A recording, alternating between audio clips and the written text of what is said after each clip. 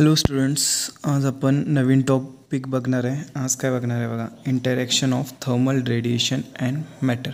Okay, म्हणजे एखादी thermal radiation येते. ओके, रेडिएशन म्हणजे काय, electromagnetic wave. Okay, electromagnetic wave येते, ती एखाद्या सबस्टन्सवर पडते, तर तेव्हा काय काय होतं ते आपल्याला बघायचं आहे. सपोज एक मटेरियल आहे, टिकीट ग्लास, वूड, एनिथिंग, स्टील, काही घेऊ शकता.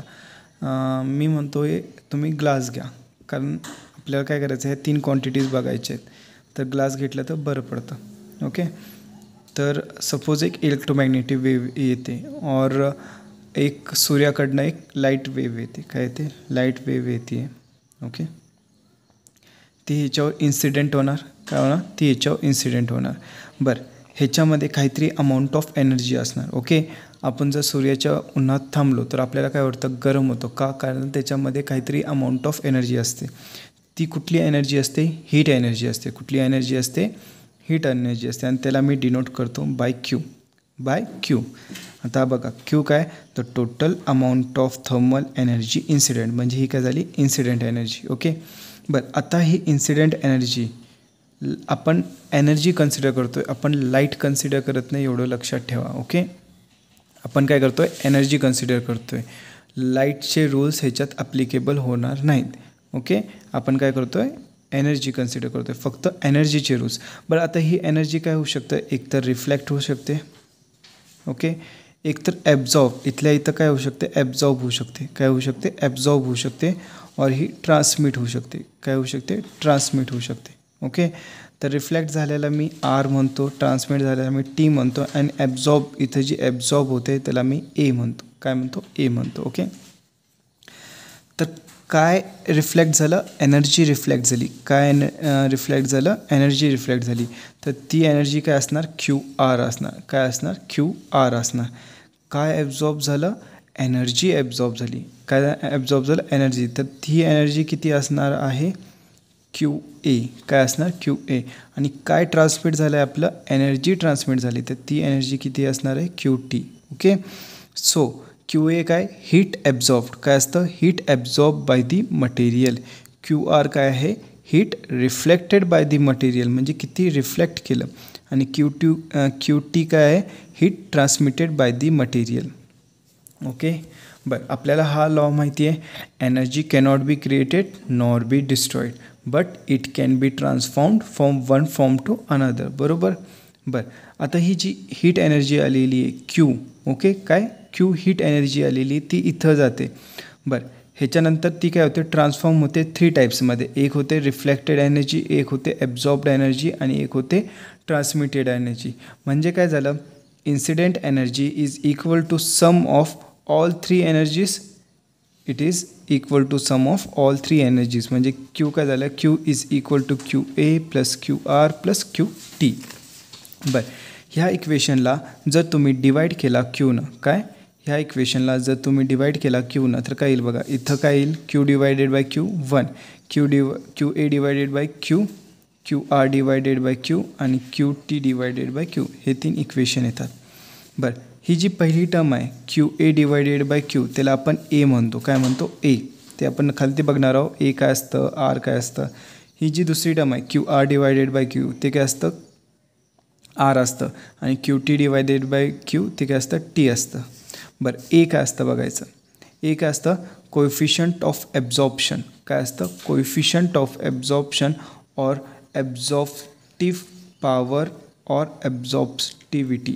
काय, ॲब्झॉर्प्टिव्ह पॉवर और ॲब्झॉर्प्टिव्हिटी. ओके, त्याला आपण ए म्हणतो. काय म्हणतो, डिनोट करतो ए ना. बरं, त्याचं डेफिनेशन काय, the amount of heat absorb to the total quantity of heat incident. म्हणजे अमाऊंट ऑफ हीट ॲब्झॉर्ब किती आहे, क्यू ए, बरोबर, टू कशाचा रेशो आहे, to total quantity of heat. Okay, to total quantity of heat. Total quantity of heat किती होती, Q. Incident, कोणती, incident is called as coefficient of absorption, is called as coefficient of absorption. Okay, बरं, same असतं coefficient of reflection. Coefficient of reflection और ह्याला आपण रिफ्लेक्टन्स म्हणतो. काय म्हणतो, रिफ्लेक्टन्स आर. काय असतं, the ratio of amount of radiant energy reflected to total energy. काय radiant energy reflected to total energy, reflected to total energy ह्यांचा जो रेशो असतो ह्याला आपण काय म्हणतो आर. त्याला आपण काय म्हणतो कोएफिशियंट ऑफ रिफ्लेक्शन. सेम असतं coefficient of transmission or transmittance. The ratio of amount of radiation energy transmitted to total energy. कशाचं amount of energy transmitted to total energy. Transmitted energy किती आहे आपली QT divided by Q. Okay, इथं बघा transmitted energy QT divided by incident energy Q. ह्याला आपण काय म्हणतो कोएफिशियंट ऑफ ट्रान्समिशन. काय म्हणतो कोएफिशियंट ऑफ ट्रान्समिशन. बरं, आता जर तुम्ही हे बघितला AR आणि T हे काय coefficient of absorption, coefficient of reflection, coefficient of transmission are dimensionless quantity. बरं, असं आपण का म्हणतो. चला हे एकच घेऊया. QT तुम्ही कशात मोजणार जूल्समध्ये मोजणार, कारण हे काय एनर्जी, हे काय जूल्समध्ये मोजणार. हे कट होऊन जातं, डायमेन्शनलेस राहतं. समजलं, हे दोन्ही काय होतात कट होतात म्हणून डायमेन्शनलेस राहतं. समजलं. चला आता हे ट्रान्समिशन, ॲब्झॉर्प्शन, रिफ्लेक्शन आणि ट्रान्समिशन हे काय असतं डिपेंड्स अपॉन मटेरियल. कशावर डिपेंड्स अपॉन मटेरियल. कोणतं मटेरियल आहे, स्टील आहे, स्टीलमध्ये ट्रान्समिशन होणार नाही, फक्त ॲब्झॉर्प्शन आणि रिफ्लेक्शन होणार. बरं, ग्लास असला त्याच्यात ॲब्झॉर्प्शन असणार, रिफ्लेक्शन असणार, ट्रान्समिशन असणार. म्हणून मी तुम्हाला एक्झाम्पलमध्ये ग्लास घ्या म्हटलं. वूडमध्ये पण ट्रान्समिशन होणार नाही. तुम्ही कधी बघता का हीट एनर्जी ट्रान्समिट झाली नाही, झाली तरी खूप कमी अमाऊंटमध्ये होते. ओके, खूप कमी अमाऊंटमध्ये होत असते. बरं, मग आत्ता बघा if A is equal to 0, R is equal to 0, T is equal to 1 म्हणजे त्याचं ॲब्झॉर्प्शन पॉवर 0 आहे, रिफ्लेक्शन पॉवर 0 आहे. Okay, coefficient of reflection 0. खरं ट्रान्समिशन टोटल ट्रान्समिशन 1 होतं. ह्याचं मिनिंग काय होतं आपलं total amount of incident heat is transmitted. काय total amount of incident heat is transmitted.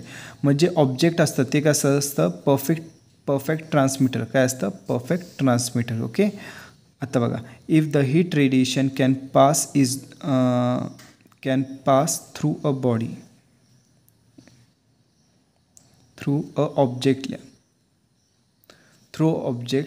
is known as diathermous substance.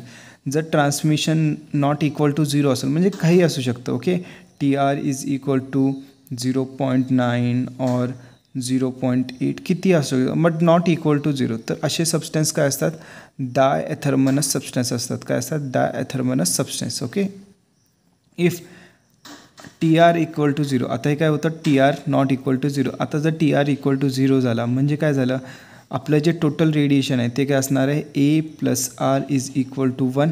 Okay, A+R is equal to 1. तर आपलं equation काय A+R+T इक्वल टू 1 आहे ना. T 0 झाला तर काय भेटतं आपल्याला A+R इक्वल टू 1 म्हणजे एवढंच राहतं.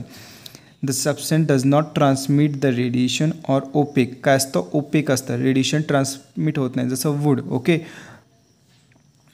सच substances are called as athermanous substance. काय म्हणतो आपण त्याला ॲथर्मनस सबस्टन्स. काय म्हणतो athermanous substance. Okay, now if T is equal to 0. काय आता ट्रान्समिशन 0 आहे आणि ॲब्झॉर्प्शन पण 0 आहे, बट रिफ्लेक्शन आहे. काय रिफ्लेक्शन टोटली 1 आहे.